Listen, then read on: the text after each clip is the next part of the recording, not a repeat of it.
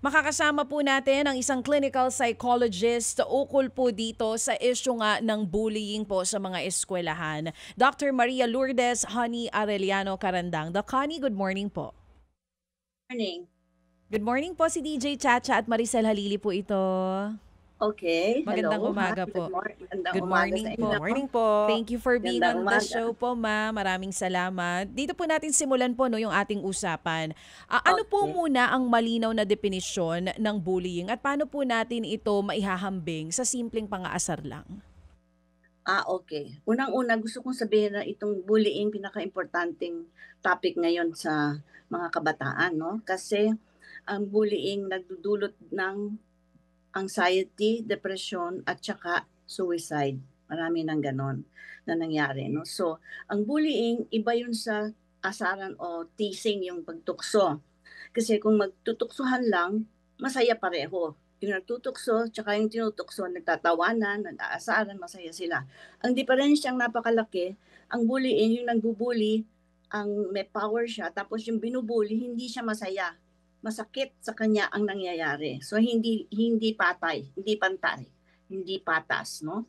So yun ang diferensya. Pag nag-aasaran, asar, tawanan, ganyan-ganyan. Pero pinaka-importanting malaman natin, pag bullying, yung bully, nang-aasar siya, nambubuli siya, pero yung binubuli, the bullied, masyadong malaki ang impact sa kalooban niya na talagang masakit na masakit ang dating sa kanya. Yun. Yun, oo. So at least ngayon Mm. mas alam natin, pag asaran lang, nagkakatawanan pa, no? Pag Oo, bullying, pareho. iba na yung pakiramdam. Yeah. Oo, Iba. Doc, Masama yun, hindi mm-mm, dapat gawin. mm-mm. Oo. Doc, ano po ang pangunahing dahilan? I'm just curious, ano, kung bakit nagiging bully po ang isang bata? Maraming ano yan, dahilan. Unang-una, nagmumula yan, na hindi natin alam siguro, nagmumula yan sa pamilya. Kasi sa pamilya, maraming nangyayaring bullying na hindi natin nakikita dahil hindi, parang normal, no? Palagay mo, may bullying yung parent, binubully yung anak. Sinisigawan, lahat ng inuutusan ng hindi tama, talagang binubully, yung ginagawa ng power nila, inaano nila sa bata para yung bata gawin lahat at matakot pagkatapos magkakaroon din ng effect yan, pwedeng magka-trauma. Pero meron din kabaliktaran. Yung anak, binubuli yung nanay or tatay, no? Meron din ganon. So yung anak, palagay mo, hindi siya susunod, tapos sinisigaw, nangyayari ito, na-witness ko na yung sigawan niya yung anak, yung nanay niya, pagkatapos hindi niya sinusunod, iniinsulto niya, yung nanay naman, walang ginagawa. Kaya hindi matatapos yun kasi hindi naman pinipigil ng nanay, hindi tinitigil. Kasi importanteng malaman natin, ang bullying, akala natin, titigil by itself, hindi. Ang importante sa mga eskwela, nagawa na ako ng program kasi hindi nila masyadong makita paano titigil ang bullying. Ang bullying, tatlong aspect yan, tatlong factor. Mm-mm. Yung bully, yung binubully, at saka yung tinatawag na bystander. Okay. Sistema yan. So kung sa eskwela gusto mo magkaroon ng program para matigil ang bullying, kailangan may tatlong elemento. Yung ang consider mo sa program, yung bully, yung bullied, at saka yung bystander. Yung bystander, yun yung titigil ng bullying. Kasi pag nangyayari yung bullying sa eskwela, and ito importante, talagang hindi titigil ang bully. Susunod na araw, lalala yan. Hindi yan tumitigil by itself. So, kailangan meron kang factor idadagdag na program. Yung teacher dapat alert, alam niya, tigil lang, binubuli mo, tama na yan. O kaya merong assigned na mga students na pwede din kasi yung student, pag siya ang tumigil dun sa nangyayaring bullying, ibubuli naman siya. No? So, may ginagawang program na pwede magsumbong yung mga tao, mga estudyante na hindi sila malalaman ng bully na sila ang nagsusumbong. Maraming pwede gawin dyan. Pero ang point ko, kailangan merong tumitigil, magtitigil ng bullying yun. Oo. Yun pong bystander na binabanggit ninyo na kailangan tagapagitna, pagpipigil dito sa pambubuli. Mas Tigatigil. tagapagtigil nitong nambubuli na sinasabi nyo. Tiga-stop. Yeah. Opo. Sinasabi nyo po kanina, pwedeng ito yung mga kaklase eh. Pero is that enough? Or dapat po talaga sa mga teachers o kakausapin po yung mga guru natin na talagang tignang maigi, bantayan kung may bullying na nagaganap sa mga eskwelahan? Kasi kadalasan baka hindi papakinggan kung kaklase lang yung pipigil. Ay hindi nga papakinggan, hindi puwedeng Mm. kaklase, hindi ko sinasabing kaklase ang magtitigil, hindi Mm. puwede kasi 'pag tinigil ng kaklase ibu-bully siya ng bully. Yes po. Kaya ang ibig ko sabihin pinakaimportante yung eskuwela, ang paaralan may sarili silang sistema ng Oo. pagpigil ng bullying. Merong tinatawag na system 'no, so yung bystander. So, palagay mo isang teacher, unang-una dapat ang ginawa ko kasing program buong eskuwela involved sila. Yung estudyante, yung guro, yung mga guardya, yung mga security guard, yung mga staff, at saka parents. Yun ang ginawang program. Yun, Yun ang oo. effective na program. Opo. Unang-una, hindi masyadong naintindihan ng tao anong bullying eh. Bullying kasi is power eh, yung kapangyarihan, power ng isang tao. Dahil naging bully siya siguro, parang nabully rin siya, wala siyang power. Ngayon, yung wala siyang power, ihahanap siya ng tao na parang sa tingin niya mas mahina sa kanya, ilalagay niya yung power over that person. Hindi lang siya power. Power over another. Kasi hindi pwedeng ang power magiging bullying kung walang pinubully. Ang Opo. importanteng malaman natin, yung bully, mambubully lang siya pag nakikita niya na yung tao ay mas mahina at hindi siya kaya. Ngayon, pagka nakakita siya ng tao na mas malakas sa kanya, magbiging mabait siya doon. Opo. Pero Doc, pag sinabi kasi natin na bullying, hindi lang po ito yung physical bullying, hindi po ba? Yes, Ano pa po yung very good. nakikita natin ng mga iba't ibang klase ng bullying to make the Bullying. students and parents aware? Opo. Oo, merong emotional bullying, no? Emotional abuse. Palagay mo, sa isang eskwela, meron mga, let's say, mga babae, lalo na sa girls' school, no? Meron, let's say, leader na tatlong leader group sila, no? Tapos may pumasok na isang babaeng estudyanteng kaklase nila, lumapit sa kanila, walang makikita ang tao kasi ang gagawin lang nila, totoong nangyayari talaga. Titingnan nila ng mula ulo hanggang paa yung gustong pumasok sa kanila, sumali, tapos aalis sila. Nakita ko na yung epekto niyan, naging suicidal yung bata. Napaka-subtle, hindi makikita, hindi halata, pero ang epekto niyan mas matindi. So yung bata, dahil ginaganon siya, ang tawag doon exclusion, hindi ka kasali, hindi ka kagaya namin, iba ka, mas mababa ka sa amin, wala kang karapatan sumama sa amin. Yung message na yun, hindi yun physical bullying. Yes. Emotional bullying, social bullying na napakasakit. Yun yung nagkukos ng depression at suicide. Mas pa yun dahil parang walang nangyayari, pero bakit ganito? Ang sama-sama ng pakiramdam ko sa sarili ko, parang walang kwenta akong tao. Yun ang message. So merong physical bullying, merong social bullying, tapos ngayon na kumakalat yung malakas masyado yung social media, meron ding cyberbullying. Yan ang sasabihin ko susunod. So Opo. physical, social, emotional, ngayon cyberbullying.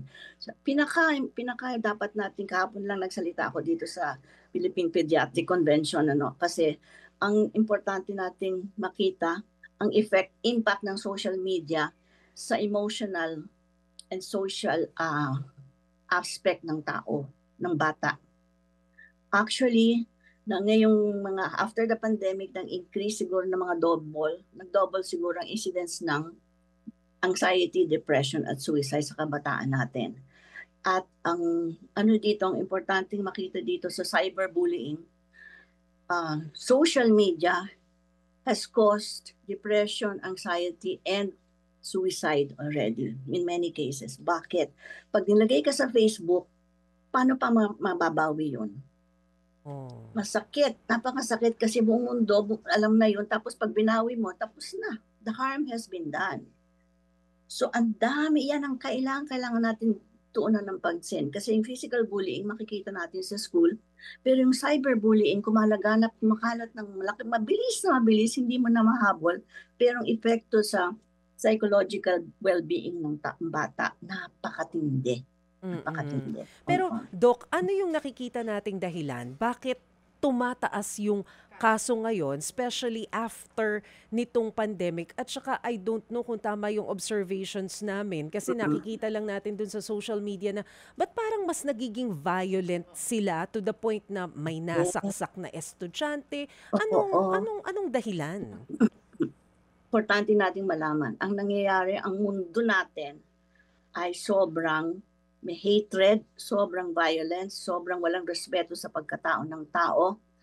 Ang malaking effect yun sa bata.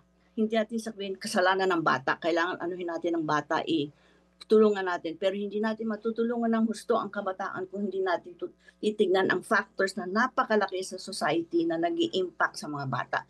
Kailangan natin mag-advocate tayo doon na. Kaya meron akong movement ngayon on kindness and truth-telling. Kasi hindi pwedeng hindi maapektuhan ng tao, kahit na pamilya, kahit matanda, nang nangyayari sa society na napakatindi ngayon. Insultuhan, lying is a way of life, hindi normal na ang lying. Na troll ako dyan ng panahon ng dating presidente dahil sabi ko, lying should not be normal. Hindi dapat makita ng mga bata normal ang lying, normal ang killing. Pag nakita ng bata yung madalas sa social media or sa news, pag nakikita mo, sabi nga ni Maria Ressa, yung Nobel Peace Prize winner natin na kaibigan ko, sabi niya, pagka ang sinungalingan, isang lie, ay sabihin mo sa media a million times, ang magiging totoo yon sa tao. Yung katawan natin mismo, biology makes it true. Merong importante yan eh. So hindi lang dapat tingnan yung bata o yung tao na nagre-react. Kailangan tingnan natin ang society. Sorry, pero talagang hindi magandang nangyayari sa society at ang tao ay talagang nagre-react dahil tao sila. Pwede natin tulungan ng tao pero kailangan acceptin natin na ang social situation natin ay napakatindi na ang epekto sa bata at sa kabataan ay masama. So, Doc Honey, tama po no, you're saying na talagang mas tumindi ang bullying because din sa social media. Malaki po ang epekto talaga nito, social media and technology. Yes, very pinakamalaking yung social media, ang impact sa emotional and social well-being ng tao. Malaki talaga. Doc, base po sa observations ninyo, yung mga edad ng mga batang bully, nasa anong edad po yan? Para lang sa kapakanan ng mga magulang na nakikinig po sa atin ngayon, para at least aware sila. Anong mga edad kadalasan parang nagiging bully ang isang bata? Ay naku, mga bata ngayon kahit 7 years old, nambubuli na. As young as 7? Yes. Na-observe na namin yan. Kaya ibig sabihin, para bang malaganap na talaga ang bullying. So, apektuhan na halos lahat ng edad, no? So, sa ngayon po na inaaral pa rin ito ng Department of Education, ng ating gobyerno kung paano nga tutugunan itong laganap na problema po natin ngayon sa pambubuli sa mga eskwelahan. Bilang mga magulang sa loob ng tahanan, ano pong pwedeng gawin ng mga magulang para lang masiguro na yung anak nila ay hindi nabubuli at hindi nambubuli? Tama. Unang-una, meron kasi tayong Anti-Bullying Act. Nakasali ako dun sa pag-define nun, pero hindi ko alam kung naging law na siya. I think naging law, anti-bullying law. Ibig sabihin nun, pinaliwanag na sa mga eskwelahan, ano ba yung bullying at paano ninyo ititigil. Unang-una, responsibility ninyo, makita yon na nangyayari. Kasi in-explain na namin yun sa action eh. Ewan ko kung paano naging law, pero act becomes a law, di ba? So talagang nangyayari yan at huwag niyong ipikit ang mga mata ninyo kasi dapat sinabi na sa inyo kung ano yung bullying, tignan ninyo, tapos gawa ninyo ng paraan sa eskwelahan. Magagawa ng paraan yan, mga teachers, bigyan sila ng awareness, tapos meron silang system kung paano ibigay yung consequence, no? Palagi mo nang bubuli, siguro patawag doon, tapos kausapin, or marami mga systems na ginagawa na sila. Ewan ko kung ilang eskweleng gumagawa nun, mga iba gumagawa na. Sa bahay naman, number 1, importanteng, huwag mambubuli yung parent. Kasi yung parent, kahit na anong gawin niya, siya yung role model, ng unang-unang role model, unang-unang teacher ng bata, na na-absorb ng bata kahit walang sinasabi, kahit hindi sinasabi ng parent na gayahin nyo to. Basta ginagawa ng parent, ang bata pa, ma-absorb niya yun na 100%. Hindi mo kailangang sabihin. Yun. Yung ginagawa, no? Yung sinasabi po nila na mindful parenting na dapat gawin ng mga magulang. Yung mindful parenting, yun ang aming sinusulong sa MLAC Institute, yung aking institute, no? Mindfulness, Love and Compassion Institute. Mindful parenting, example, example ng nangyayari para hindi maging mangyari, no? Play mo yung nanay galing sa trabaho or kung ano man, umuwi siya, ang dami niya nakagalit niya yung kasama niya sa trabaho, tapos ang traffic, di galit na galit siya, pagod na pagod, tsaka galit na galit siya, umuwi siya. Ngayon yung anak may ginawa lang na maliit na bagay, natapon yung iniinom or nabasag, magagalit na galit yung nanay. Talagang lahat ng galit niya sinabi niya. Yun ang example ng hindi mindful parenting. Kasi sa mindful parenting, hindi tayo nagre-react. Ang tinatawag na re-respond. Anong diferensya nun? Yung react, di meron kang galit, nasa loob mo, tapos may ginawa, emotion, action. Galit, action. Galit, sigaw. Galit, palo, gano'n, no? Pero pag mindful parenting, mindful, kaya ibig sabihin, galit ako ngayon. Own mo, teka muna, galit ako ngayon, sandali, hindi muna ako makikipag-ano sa anak ko. Aaminin ko na may galit ako sa loob para hindi ko siya ibuhos sa anak ko. Mindful parenting is, pagdating ko, pause muna. Titingnan ko, ano ba ang sitwasyon ng katawan ko? Punta muna ako sa banyo, subukan maghugas ng kamay para magkaroon ng konting pause. Tapos pag naka-pause ka na yung mga emotion mo, alam mo na nandoon, na-own mo na siya, tapos ano ka na sa bata nang hindi mo binubuhos yung sarili mong emotion na nandun na bago gawin ng bata yung behavior. Akala ng nanay, yung behavior ang cause ng galit niya. Hindi.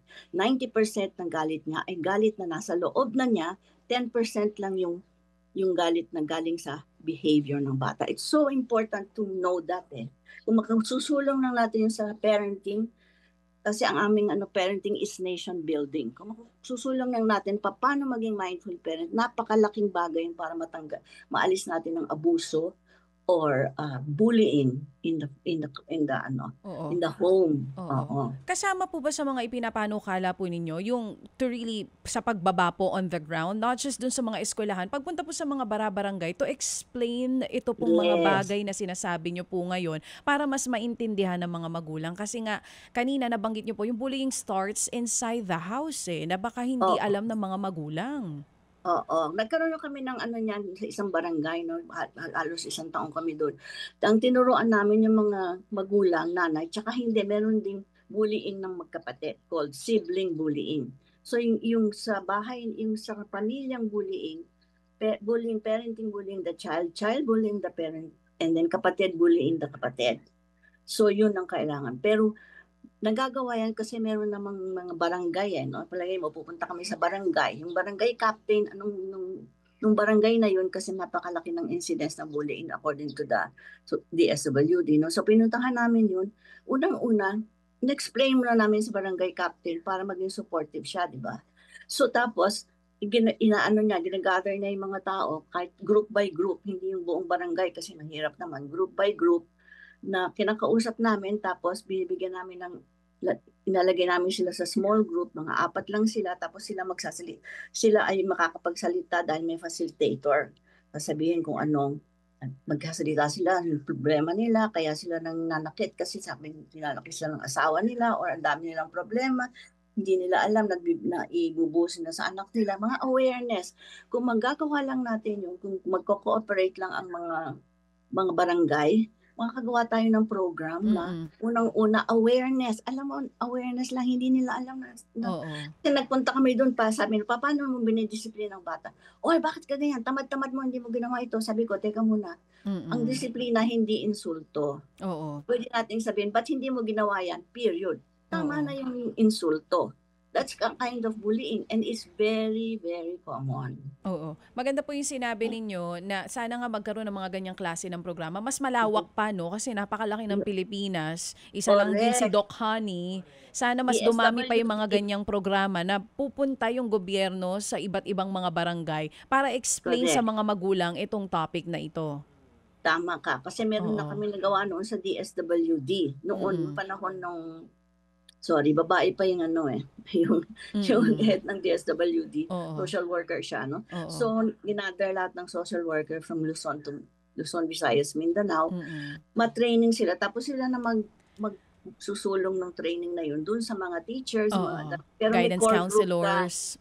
Oo, Mhm. Mm. tama ka. Sana gano'n Opo. mangyari. Pwede. Sige, sabihin niyo sa program niyo Sana para po mangyari. nakikinig ngayon sa atin ang DepEd, ano, pati po ang DSWD. Pero Doc, I'm just curious, Sa ano, ito sana. pong kakulangan din ng mga guidance counselors natin dito po sa Pilipinas, na isa rin siguro sa mga issue kung bakit tumataas ang bilang ng bullying. Gaano po rin ba, um, Teka, hindi kita masyado madinig. yes po, ayan Pakiano. po. Yun pong mga kakulangan ng mga guidance counselor po natin dito sa Pilipinas na isa rin nakikitang problema, no? Kung Mm. bakit lumalaki po yung bilang nitong mga nabubuli sa mga eskwelahan. Isa rin po ba sa problema yung training din for them? Kung Alam mo, hindi gaano. kita madinig eh. Ay, Sorry. nagkaroon po tayo ng problema sa ating linya. Yes po, ma'am. Yeah. Nadidinig niyo na po ako? Ayan. Oo. Yes po. Doc Honey, yun pong short. Hindi kita madinig Oh, ngayon. sige po, Ihinaan. papaayos Doc. lang po natin muna yung linya natin dito sa ating mga kasamahan. Ayan, paayos po muna natin yung line natin. Nasa guidance counselors na tayo. Yun dapat ang magawa, siguro, Mase. Actually, kasi ngayon ang To go down pinoproblema on the natin. ground. Exactly. Not just yung culprit natin, ang tutukan ay yung mga bully o mga estudyante, maging yung mga magulang. Kasama, 'di ba, sa education Turuan. about bullying. Yes. Actually, dapat alam nila kung ano yung mga indikasyon na nagpapakita na, teka, parang nabubuli yung anak ko. O kaya naman, may indikasyon na, teka, parang bully yung anak ko. At saka, dapat natuturuan din, palagay ko hindi lang yung mga guidance counselor, dapat alam din, The meron teachers. din basic knowledge yung teachers Exactly. on how to identify na parang something's wrong at kung Yes. paano sila re-responde kapag nakakita sila ng mga estudyante na iba yung sitwasyon. Oo, tama. Oo. Super agree. Tsaka yung pagiging guidance counselor, teacher nga mahirap na Paano pa guidance yung counselor pa kaya Oo. na 'di ba kung iisa ka lang tas ilang estudyante yung kailangan mo hawakan. Balikan po natin nasa linya ulit. Doc Honey, Oo. yung shortage po natin sa guidance counselors, ang sinasabi na isa rin sa mga dahilan, ano? Yung sinasabi nila, oo. Oo, na baka dahilan kung bakit nga po tumataas din yung bilang ng bullying dito po sa bansa. Pero gaano nga ba? Hindi siguro. I don't totally agree. Okay po. That's one factor, one small factor. Kasi ang guidance counselor, nag-iisa ko minsan sa school, parang imposible magawa yun. Pero pwede ang guidance counselor to talk to the teacher. So ang mas critical na importanteng tao diyan ang teacher. Yun, oo. Oo. Tapos hindi lang ang teacher, ang estudyante. Kasi nung sa isang eskwela, explain sa estudyante, yung mga estudyante mismo sabi, oy, bullying yan, wag mong gawin yan. Parang kasama mo sa allies mo ang estudyante, kasama mo sa program. Kasi pag in-explain mo siya sa mga estudyante, naiintindihan nila, sumasali silang gumawa ng paraan eh. Kasi hindi naman nila alam na bullying sa umpisa eh. Pero pag in-explain mo, tapos ako na-bully ako, makikita nila, yung sinasabi mo na experience nila, kaya sali sila sa iyong program. Oo, ganda po yung suggestions nyo rin. Ito yung sinasabi ni Mase kanina. To include the teachers, baka na kailangan dumaan din sa training. Kung Yes. paano malalaman na nabubuli or Yes. binubuli na nga ang isang bata. Tama. Kasi meron naman teacher training sa umpisa bago mag-umpisa ang school year, di ba? May ganon.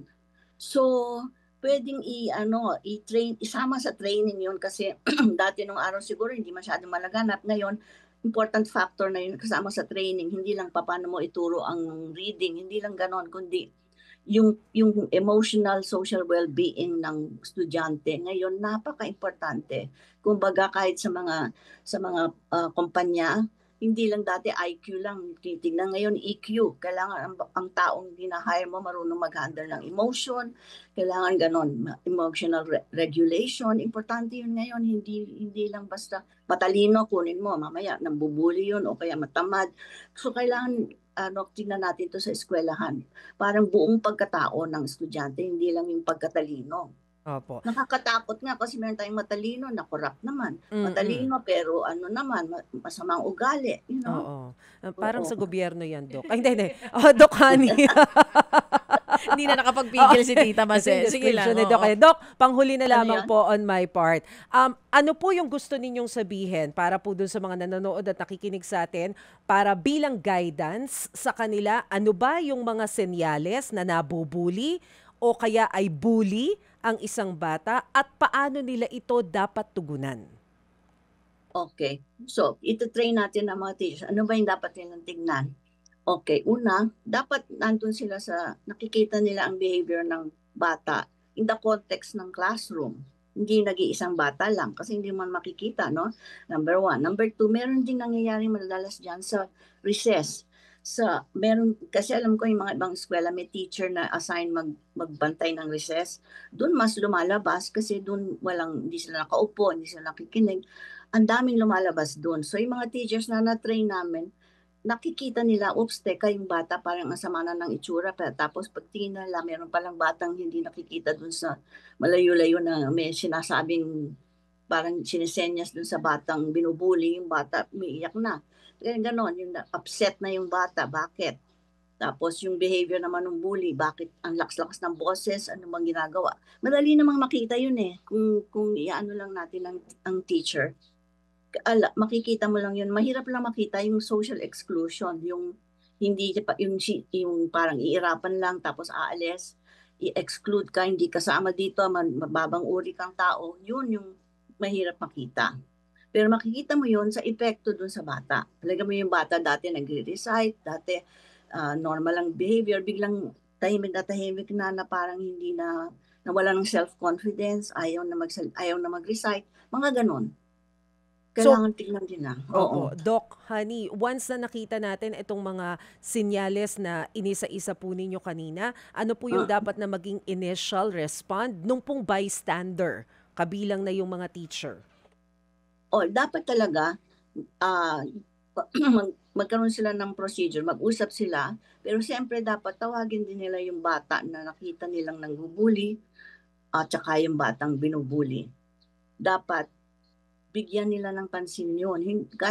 Kasi dami-dami nilang ginagawa, naiintindihan ko. Pero kung pag-uusapan natin na meron tayong anti-bullying law, kailangan bigyan natin ng facility yung eskwela para makatugon dun sa bullying. Kasi sobra nang malaganap ngayon, nakakatakot na. Nagpapakamatay ng mga bata dahil dun eh. Alright, sana nga po maayos natin yan. Dahil pati kami nako-concern doon sa mga napapanood nating video. Sige. So tawagan natin ng DepEd at saka social DSWD. Sila ang kasi meron na silang usapan pero ewan ko paano natuloy. Hindi ko alam kung natuloy. Alright. Sige po. Thank you so much, Dr. Honey, sa mga impormasyon na ibinahagi niyo po sa amin ngayong sure. umaga. Thank you. At Sinabi sigurado mo. po may magkakaroon pa tayo ng time ulit para mapag-usapan ito. Sana next time mas mahabang oras na medyo tight lang po schedule natin today. Okay Salamat lang. po, Doc Honey. Salamat din. Maraming salamat. Salamat, Maraming Doc. salamat, Dr. Honey Arellano Carandang, isa pong clinical psychologist.